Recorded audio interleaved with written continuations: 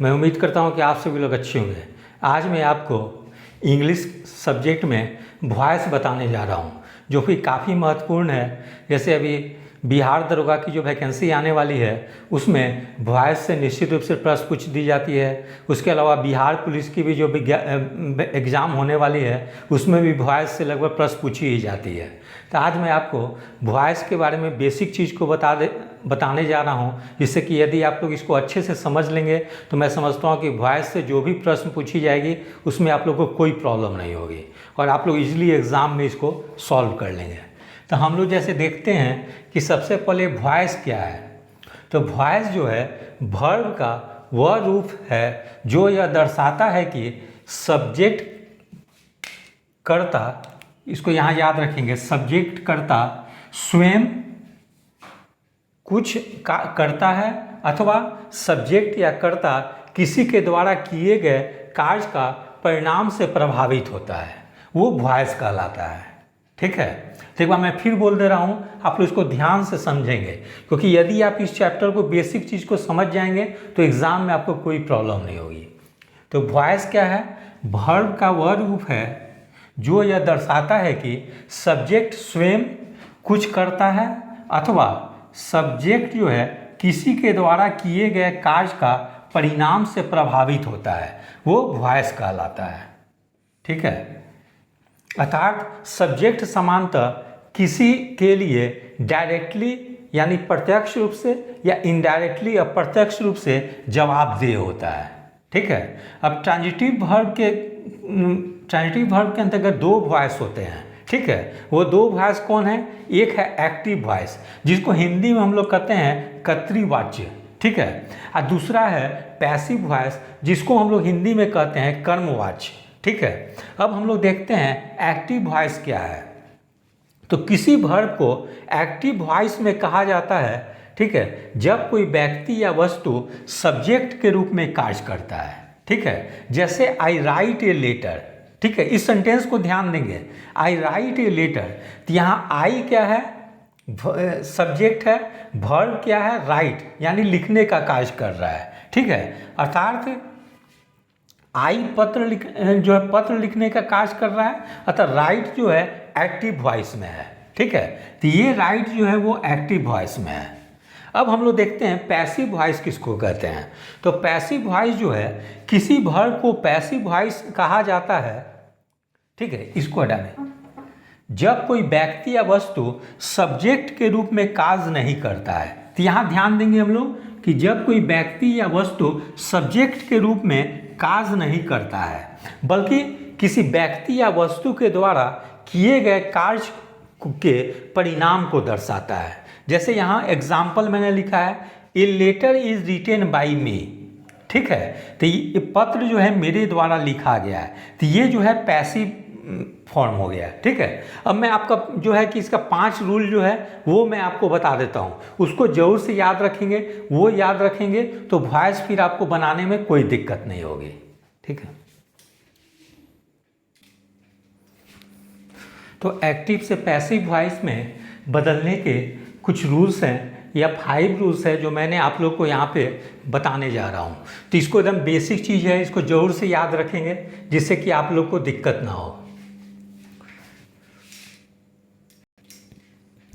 जैसे यहाँ देख सकते हैं कि स्टेप 1 में है, एक्टिव वॉइस के सेंटेंस के ऑब्जेक्ट या एक्टिव ऑब्जेक्ट को पैसिव वॉइस में सब्जेक्ट की जगह लिखें। ठीक है, स्टेप 2 है, टेंस तथा पैसिव सब्जेक्ट के नंबर तथा पर्सन के अनुसार एक्सिलरी वर्ब या सहायक क्रिया का प्रयोग करें। स्टेप 3, मेन वर्ब का पास्ट पार्टिसिपल फॉर्म लिखें, अर्थात मेन वर्ब का तीसरा रूप। अब यहाँ बता दो कि आपको वर्ब का तीसरा रूप जानना जरूरी है। जैसे कि मान लीजिए कि गो है, वर्ब है, तो गो होता है V1 हो गया या वर्ब का पहला रूप हो गया। वेंट जो हो गया वो वर्ब का दूसरा रूप हो गया। ठीक है, और गॉन जो हो गया वो वर्ब का तीसरा रूप हो गया। ठीक है, तो ये हो गया गो वेंट गॉन। ठीक है, तो गो हो गया वर्ब का पहला रूप, वेंट हो गया वर्ब का दूसरा रूप, गॉन हो गया वर्ब का तीसरा रूप। इसी तरह से देख सकते हैं कि ईट का क्या होता है, तो ईट का जो हो गया, ईट हो गया वर्ब का पहला रूप, एट हो गया वर्ब का दूसरा रूप, और ईटेन ये हो गया वर्ब का तीसरा रूप। तो ये भी आपको जानना जरूरी है, ठीक है। अगर आप लोग को प्रॉब्लम है, अगर आप लोग ये बेसिक चीज़ नहीं जानते हो तो आप लोग कमेंट करेंगे, मैं आप लोग को वर्ब का भी कुछ जो इंपॉर्टेंट बेसिक चीज़ है वो वर्ब का तीनों रूप अलग से एक वीडियो बना दूंगा, ठीक है। तो इसको भी जानना आप लोग के लिए जरूरी है। तो यहाँ हो गया स्टेप 3 में हो गया मेन वर्ब का पास्ट पार्टिसिपल फॉर्म लिखें, अर्थात मेन वर्ब का तीसरा रूप का प्रयोग करें। स्टेप 4 में है बाई प्रीपोजिशन का प्रयोग करें। तो मोस्टली जो है एक्टिव से पैसिव वॉइस में बदली जाती है, तो प्रीपोजिशन के रूप में बाई का प्रयोग होता है, ठीक है। और आवश्यकता के अनुसार बाई प्रीपोजिशन के अलावा प्रीपोजिशन जैसे है एट, टू, विथ, ये सब का भी प्रयोग करें, ठीक है। नहीं, जनरली देखे जाते हैं कि बाई प्रीपोजिशन का ही प्रयोग होता है, तो इसको ज़्यादा भी ध्यान देंगे। तो जो ऑप्शन आपको दी जाएगी उसमें दो चीज़ ध्यान रखेंगे, एक देखेंगे कि बाई प्रीपोजिशन कहाँ है या एट, टू, विथ प्रीपोजिशन कहाँ है, और दूसरा चीज़ ध्यान रखेंगे कि जो टेंस जो है वो पास्ट पार्टिसिपल फॉर्म में रहेगी, ठीक है। इसको ध्यान में रखेंगे। पास्ट फॉर्म भी आप कोशिश करेंगे जानने का कि हर चीज़ की क्या होती है वर्ब की, वो अगर बोलिए तो अलग से उसका मैं अलग से वीडियो बना दूंगा। फिर 5वां स्टेप है एक्टिव के सेंटेंस के सब्जेक्ट, अर्थात एक्टिव सब्जेक्ट को पैसिव वॉइस में ऑब्जेक्ट की जगह लिखें। जैसे यहाँ देख सकते हैं कि एक्टिव में क्या है, एक्टिव वॉइस में क्या होगी, सब्जेक्ट होगी प्लस वर्ब होगी प्लस ऑब्जेक्ट होगी। तो पहले मैंने आपको बता दिया है एक एग्जाम्पल देके। फिर यहाँ देखते हैं पैसिव वॉइस में क्या होगी, सब्जेक्ट होगी, एक्सिलरी वर्ब या सहायक क्रिया होगी, प्लस मेन वर्ब का तीसरा रूप होगी, जो मैंने बताया जैसे गो का तीसरा रूप वर्ब 3 कौन हो जाएगी, तो गॉन हो जाएगी।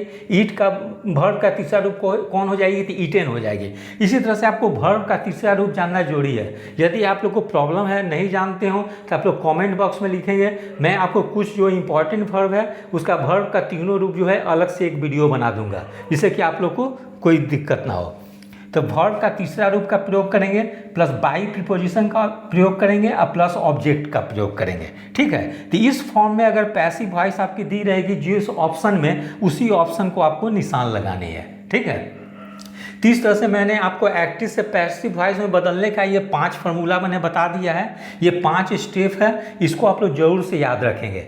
हो सकता है कि शुरू में आप लोग को ये समझ में ना आए, लेकिन जब आप एक एक वीडियो को 10 बार देखेंगे और उसको अच्छी तरीके से समझने का कोशिश करेंगे तो आपको क्लियर हो जाएगी। इसलिए मैं वीडियो में ज़्यादा बड़ा नहीं कर रहा हूँ कि आप लोग को समझने में कोई दिक्कत ना हो, इसलिए मैं इस चैप्टर का छोटा छोटा वीडियो बना दूँगा जिससे कि आप लोग को दिक्कत ना हो। तो मैंने इतना चीज़ बता दिया है, नेक्स्ट वीडियो बनाऊंगा तो उसके और कुछ स्टेप हैं एक्टिव से पैसिव वॉइस में बदलने की, वो मैं बताऊंगा। मैं थोड़ा थोड़ा इसलिए बता रहा हूं कि आप लोग को दिक्कत ना हो। एक बार आप ये वीडियो को देख के अच्छी तरीके से समझ जाएंगे तो फिर एग्ज़ाम में किसी भी तरह की वॉइस की प्रश्न पूछी जाएगी तो आप लोग को कोई परेशानी नहीं होगी, ठीक है। तो यदि आप सभी लोगों को मेरा चैनल अच्छा लगा हो, इसे लाइक से और सब्सक्राइब करें। धन्यवाद, टेक केयर।